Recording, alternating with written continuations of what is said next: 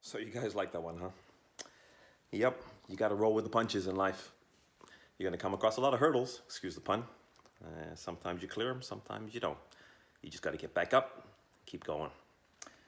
So we had a lot of feedback from that, actually. So it's good because, again, this is what this is for. It's for you, not for me. I like the engagement. And a lot of people that are new and a lot of people that I've known for years. Like the people on here are like amazing. Like you're gonna get feedback not just from me, but from a lot of successful people in all walks of life. We have Arlene Dickinson again, who most of you know in Canada from Dragon's Den. We got my buddy Colin Jackson. You should check him out. You want to laugh? I was just watching one of his stories, and he's doing dancing on ice on the weekend, Sunday. We probably won't get it over here, but I'm sure we'll find a copy and I'll post it for you. But you should see when he's training. When we were training, I think the best part of the training is we never stopped laughing. It was so much fun. And I have a bunch of stories I'm going to tell you about Colin over the years. Like I said, my little brother, and I owe him everything, including that medal. And I'll give you the story about that too.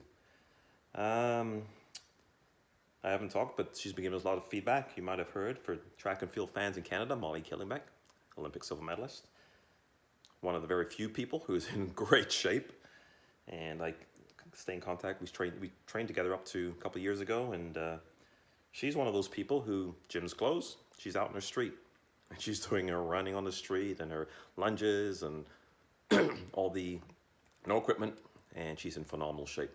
So we have her, Angie, of course, Angela Taylor Isienko, Olympic finalist, Olympic silver medalist as well.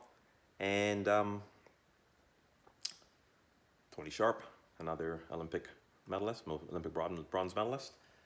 Hugh Spooner, who I'm going to talk about a little bit, who gave me he was in 1976 Olympics, Canada. So we have a little community here, and like I said, it's not just about track and field. It's about successful people in general. I got a message you should check out Howard Dell, who was not only an Olympian, but also a Canadian football player. And he's also an actor. He's probably in a lot of shows. You probably haven't noticed him, but he's on a lot of shows that you might have seen. And, also very successful. So I will be reaching out. I obviously reach out to these people all the time to get insights, again, not just on health and wellness. All of them are into health and wellness, by the way, but they are also very successful in their own right. And it's interesting to me that it doesn't matter what field you're in, that successful people have certain traits. And I love to tap into all that because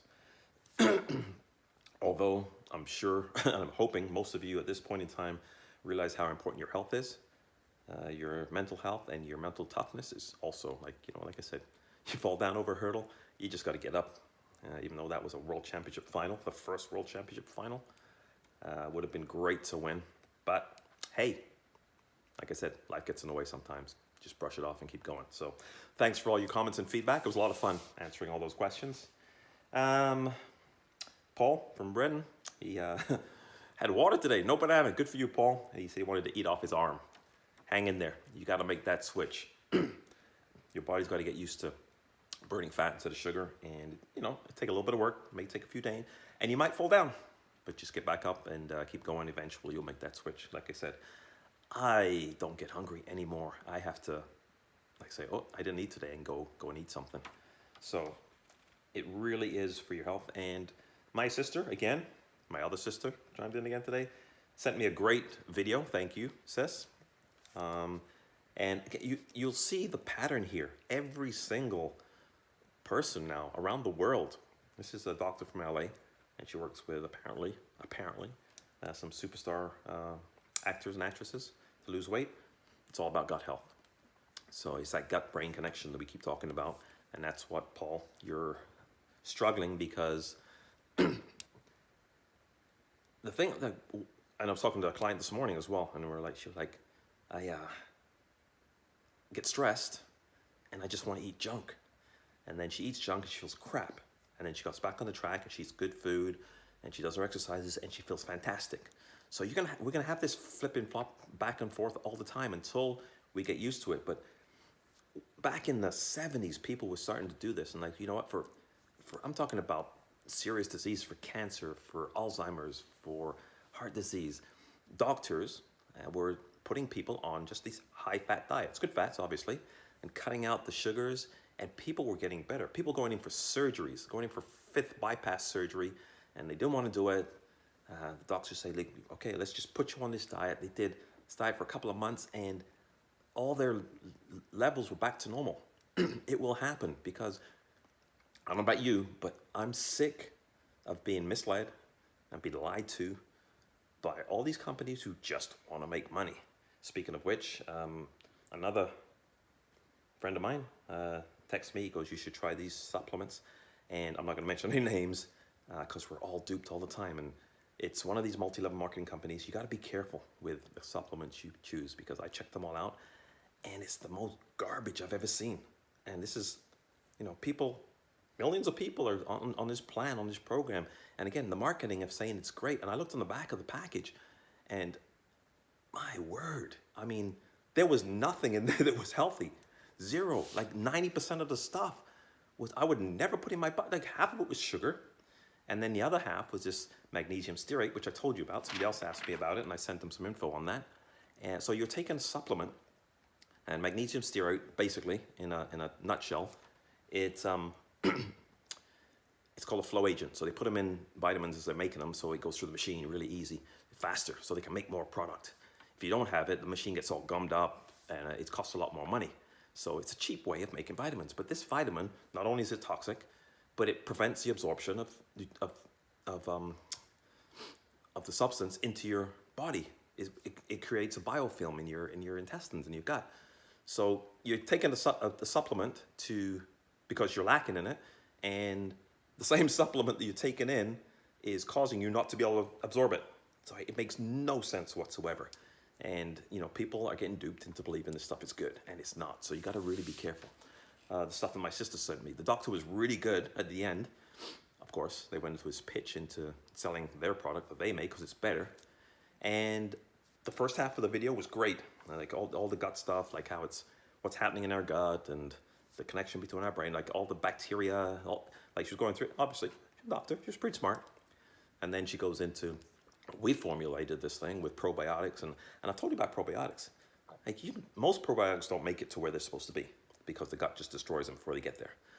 Secondly, when they do get there, if you don't have prebiotics and stuff, probiotics need food, just like we need food. So if there's nothing for it to eat, they just die and pass right through your system. So you have to just like think of it in a commonsensical manner that most people want to make money. Not all. I understand. Like I try stuff all the time, and I listen to these doctors, and they formulate stuff because, number one, they have to make money too. Like I'm not saying they shouldn't make money. And number two, they haven't found anything on the market that works, so they do the research and they formulate it themselves. So this is just my opinion on the stuff that I see, and thousands of doctors who research this stuff and formulate their own formulas. But I have been part of these multi-level marketing companies, and I've tried a lot of their stuff, and basically they're there to make money. I can't believe, one of the products I checked out was a kid's product, and the first 3 or 4 ingredients that weren't medical, so they have the medical ingredients and they have the non-medical ingredients, were sugar, and then they had magnesium stearate. So you're giving this to a child. On top of that, they have a water that they sell. I checked out some of the other stuff, and $2 a bottle of water. Like, come on. Not to mention that the products were like $160 for a month's worth of vitamins. I can get a reputable company's month's worth of vitamins for $30, $40. All right? And that's with no magnesium stearate and no additives and preservatives and all that crap they put in there. So you just got to do a little bit of homework. And if you don't want to do it, let me do it for you, because I love it. So yeah, $2. Water. $2 for a bottle of water. check it out. I guess most of you guys have seen this stuff. I've seen it on 60 Minutes and oh, it's everywhere. Pepsi and Coke, they have their own water, Dasani and the Aquafila. It's filtered water that they get cheap from the municipality, and then they get it for pennies, and then they sell it for $1 a bottle or $2 a bottle. Like it's absolutely, they're just stealing your money with this crap. So again, don't think that these companies are there for your health. They're there for the bottom line. All right, so just be careful with that stuff. And again, sorry, I don't mean to get on anybody's case. I know my buddy there meant well, but you really have to do your due diligence and look into these products. So why do we crave junk food and sugar when we get stressed? Because stress, actually, it's most people have too much bad bacteria in their gut, and stress causes even more. And bad bacteria, like what do you call it? Anyway, there's a bunch of them. I'm trying to think of it. Of course, when I'm on camera, I can't do it anymore. But anyway, they crave sugar. So they send that signal to your brain. They don't want good food. They want the sugar. They want to feed themselves because that's how they proliferate. Candida, that's what I was thinking of. They live on sugar, and they just keep sending those signals, give me more sugar, go, because they want to, make their colonies bigger. So that's why we crave junk food. So we got to get rid of sugar, because if you don't eat sugar, they die. And they don't, like SIBO, I told you, small intestinal bacterial overgrowth is a lot of times, a lot of candida in the system, and the bacteria is not where it's supposed to be. It's supposed to be in a large intestine. So it's a struggle. It's not going to happen overnight. You got to take time, stop the sugar, get rid of the bad bacteria, and then your gut will balance and send the proper signals to your brain. And like I said, you won't have those cravings. You won't get hungry, and you will start burning fat for fuel because it's the cleaner fat. All right, so that, again, don't get too deep into it, but that's the gist of it. Okay. I think that's it. Holy crap, it's 12 minutes already. Yep, that's it for the night. Thanks, guys. And I can see if I can find any more videos of me crashing and burning, because I lost way more races than I won. Happens to all of us. Have a good one.